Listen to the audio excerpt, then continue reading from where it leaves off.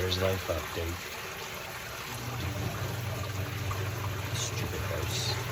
So I'm sitting in my basement because what you can hear in the background is my sump pump, which is currently working, but every so often the switch stops working.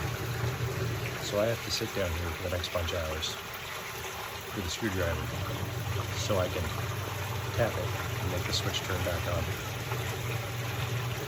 It's like fun but different.